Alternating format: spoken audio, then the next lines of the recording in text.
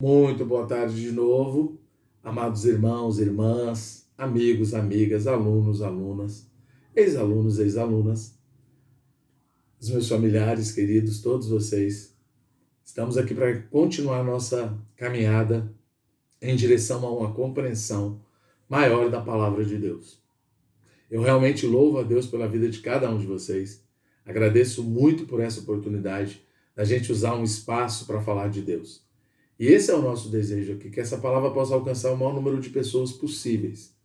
Então me ajudem ajudem ao Senhor aí a alcançar mais pessoas. Quem não é inscrito, se inscreva. Quem já é inscrito, ajuda a divulgar na sua família, para os seus amigos.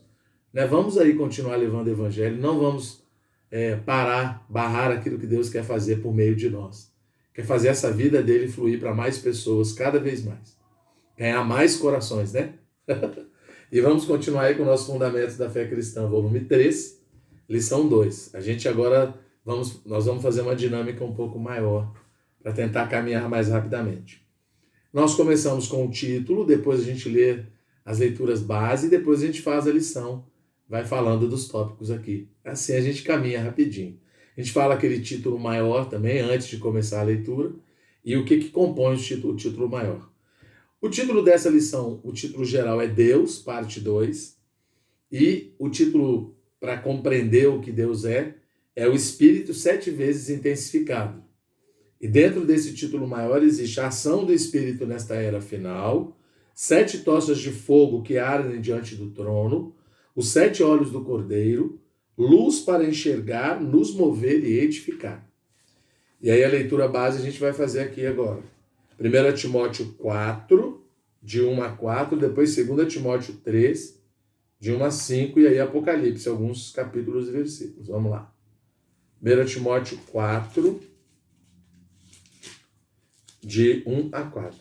Ora, o Espírito afirma expressamente que nos últimos tempos alguns apostatarão da fé para obedecerem a espíritos enganadores e a ensinos de demônios, pela hipocrisia dos que falam mentiras e que têm cauterizado a própria consciência, que proíbem o casamento e exigem a abstinência de alimentos que Deus criou para serem recebidos com ações de graças, pelos fiéis e por quantos conhecem plenamente a verdade.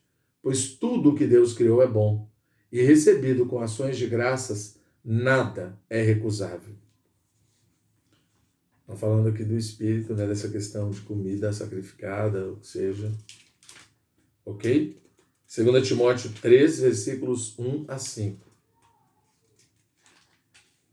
Esse capítulo é bem conhecido também. Sabe, porém, isto, nos últimos dias sobrevirão tempos difíceis, pois os homens serão egoístas, avarentos, jactanciosos, arrogantes, blasfemadores, desobedientes aos pais, ingratos, irreverentes, desafeiçoados, implacáveis, caluniadores, sem domínio de si, cruéis, inimigos do bem, traidores, atrevidos, enfatuados, mais amigos dos prazeres que amigos de Deus, tendo forma de piedade, negando-lhe, entretanto, o poder. Foge também destes. Então aqui é Paulo falando para Timóteo. Eu quero só tocar num ponto com vocês rapidamente. O que é piedade? É manifestar Deus na sua carne. É a pessoa olhar para você e ver uma transformação tão grande que ele vê Deus em você, nas suas ações, não no seu blá blá blá, na sua fala. Às vezes a sua fala não tem realidade porque você fala de Deus, mas não vive Deus. Então piedade é viver Deus. Quer dizer que nós já vivemos? Não, a gente falha ainda, né? Todos nós. Mas a gente precisa almejar viver Deus plenamente em nós. E é possível. É por meio da palavra, da comunhão, buscando em oração, né? Congregando. É assim, né? É assim que a gente se enche de Deus. E quanto mais Deus entra, mais o nosso ego sai, mais o nosso orgulho sai, mais tudo que não é legal em nós vai saindo, tá certo? É isso. Apocalipse 1, versículo 4. Depois Apocalipse 4, 5 e Apocalipse 5, 6. Vamos lá. Apocalipse 1, versículo 4. Estou chegando aqui. 1, 4. É que essa Bíblia aqui é nova, eu estou apanhando um pouco. João, as 7 igrejas que se encontram na Ásia, graça e paz a vós outros da parte daquele que é, que era e que há de vir, da parte dos 7 espíritos que se acham diante do seu trono. Agora, Apocalipse 4, versículo 5. Vamos lá, deixa eu caminhar aqui, que fica mais fácil. Achei. Bem mais rápido agora. Do trono saem relâmpagos, vozes e trovões, e diante do trono ardem 7 tochas de fogo, que são os 7 Espíritos de Deus. E o capítulo 5, versículo 6. Já estou chegando nele. Então vi no meio do trono e dos 4 seres viventes, e entre os anciãos de pé, um cordeiro como tendo sido morto. Ele tinha 7 chifres, bem como 7 olhos, que são os 7 Espíritos de Deus, enviados por toda a terra. Então, aqui é a intensificação do Espírito, tá certo? Então, vamos lá, do mesmo jeito que a gente sempre faz, vamos lendo aqui, caminhando juntos. A ação do Espírito nesta era final. Apocalipse 1, de 4 a 6, traz um texto muito interessante. João, as 7 igrejas que se encontram na Ásia, graça e paz a vós outros, da parte daquele que é, que era e que há de vir, da parte dos 7 Espíritos que se acham diante do seu trono, e da parte de Jesus Cristo, a fiel testemunha, o primogênito dos mortos e o soberano dos reis da terra, aquele que nos ama e pelo seu sangue nos libertou dos nossos pecados e nos constituiu reino, sacerdotes para o seu Deus e Pai, a ele a glória e o domínio pelos séculos dos séculos. Amém. Dentre os vários títulos divinos que João menciona, encontramos os 7 Espíritos. Esse é um termo bastante misterioso. Acaso o Espírito de Deus não é um só? Por que então João menciona 7 Espíritos? Para entender esse assunto, devemos abrir mão dos nossos conceitos naturais e pedir que o Senhor nos conceda revelação. Uma vez que esse termo está registrado entre os vários títulos divinos, como aquele que é, que era e que há de vir, Jesus Cristo, a fiel testemunha, o primogênito dos mortos, o soberano dos reis da terra, aquele que nos ama, Deus Pai, então o termo 7 Espíritos certamente se refere ao Espírito Santo de Deus, o terceiro da Trindade. Os 7 Espíritos não são 7 entidades, nem se referem a 7 Espíritos diferentes, mas ao único Espírito. Há o Espírito, que vimos na lição anterior, porém, 7 vezes intensificado ou setuplicado. Apocalipse menciona repetidas vezes o número 7. 7 é o número completo, refere-se à completação do plano e da administração de Deus. Por exemplo, Deus completou toda a obra de criação em 6 dias e no 7º descansou. Apocalipse desvenda toda a administração divina, desde a ascensão de Cristo até a eternidade futura, por meio de 7 selos, 7 trombetas e 7 taças. Da mesma forma, em sua administração e mover hoje, Deus precisa de 7 espíritos, ou seja, de um só espírito que seja setuplicado, 7 vezes intensificado, a fim de cumprir seu plano e propósito. Em essência, o espírito é um só, porém em função e operando ele é 7 vezes intensificado, a fim de cumprir a obra de Deus. Assim como o candelabro no Antigo Testamento era um só, porém tinha 7 lâmpadas, a fim de intensificar a luz que emitia, quanto mais espessas são as trevas, mais intensa precisa ser a luz para dissipá-las. 7 tochas de fogo que ardem diante do trono. Apocalipse 4:5 diz: do trono saem relâmpagos, vozes e trovões, e diante do trono ardem 7 tochas de fogo. O trono aqui é o trono do governo e da administração de Deus. Diante dele há 7 tochas, ou lâmpadas que ardem, que são os 7 Espíritos de Deus. A função dessas tochas é brilhar, iluminar, eliminar as trevas e as impurezas, queimando, ardendo e julgando. Fogo na Bíblia é um símbolo de brilhar, do brilhar e do juízo de Deus. Essas 7 lâmpadas estão relacionadas com Êxodo 25 e Zacarias 4. No Antigo Testamento, as lâmpadas representam o iluminar de Deus para ele agir e edificar o tabernáculo e o templo, que são símbolos da igreja do Novo Testamento. Em Apocalipse, essas lâmpadas simbolizam o juízo setuplicado de Deus a fim de edificar a nova Jerusalém. Por meio de seu espírito intensificado, Deus sonda, ilumina e julga seus filhos, ao mesmo tempo em que se dispensa a eles, a fim de consumar neles a sua obra, a qual culminará na nova Jerusalém. Os 7 olhos do Cordeiro.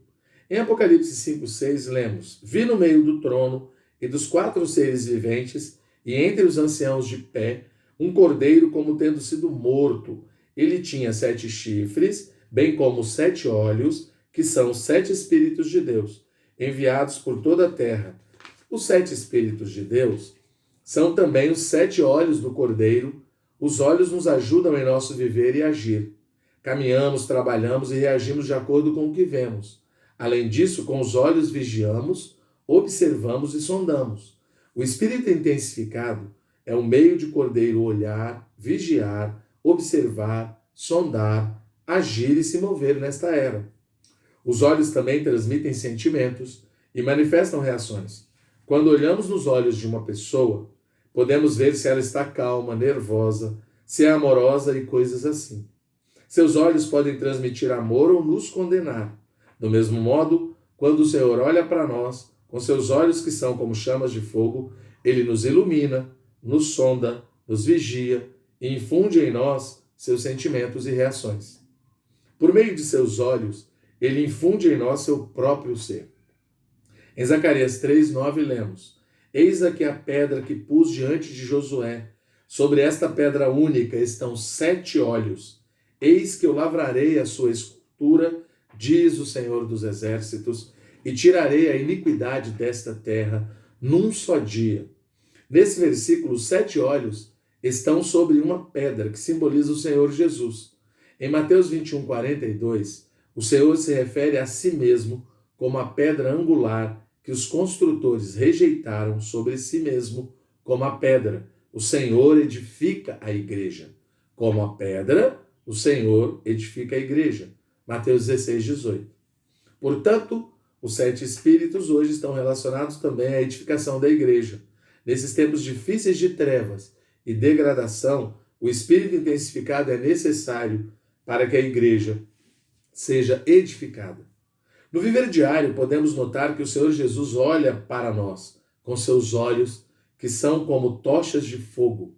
Mesmo quando estamos sozinhos e ninguém vê o que fazemos, ou quando temos pensamentos, sentimentos e vontades que são alheios a Deus, as Escrituras ou a vontade divina, podemos sentir que os olhos do Senhor estão sobre nós a nos observar, vigiar, sondar, iluminar e até mesmo queimar.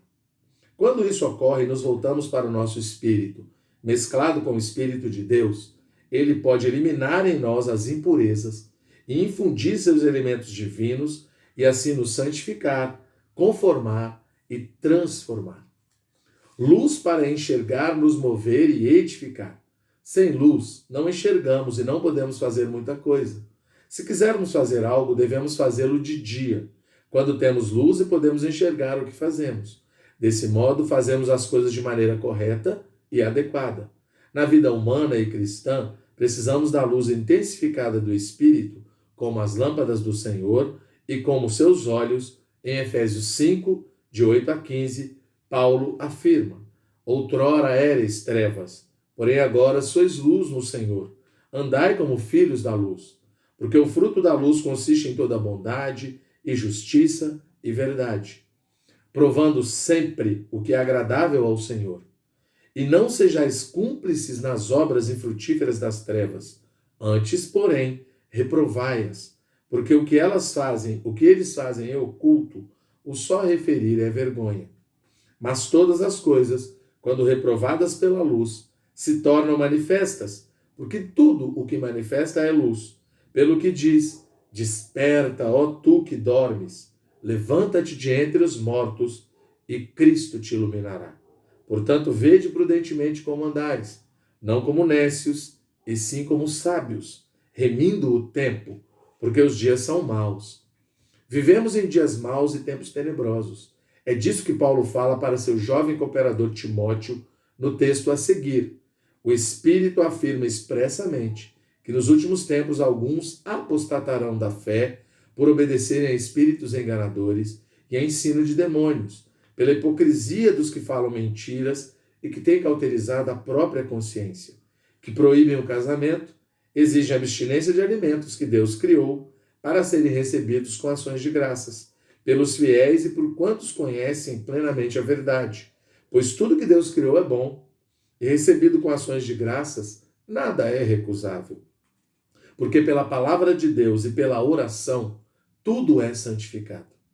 O mundo, a sociedade e a humanidade, de modo geral, têm estado em trevas, cada vez mais espessas, desconhecendo a Deus e seu propósito. Sem dúvida, em tempos assim precisamos de um espírito 7 vezes intensificado para vencer a degradação da igreja, a corrupção que há no mundo e a indiferença da sociedade, a fim de sermos vencedores. Ainda falando sobre os últimos dias, Paulo afirma: sabe, porém, isto, nos últimos dias sobrevirão tempos difíceis, pois os homens serão egoístas, avarentos, jactanciosos, arrogantes, blasfemadores, desobedientes aos pais, ingratos, irreverentes, desafeiçoados, implacáveis, caluniadores, sem domínio de si, cruéis, inimigos do bem, traidores, atrevidos, enfatuados, mais amigos dos prazeres que amigos de Deus, tendo forma de piedade, negando-lhe, entretanto, o poder, foge também destes. De modo geral, na sociedade ocidental, a Bíblia tem sido deixada de lado, e o conhecimento de Deus e o temor a Ele têm sido substituídos por busca de prazer e autossatisfação. Alguns chamam esses tempos de era pós-moderna, ou até mesmo pós-cristã.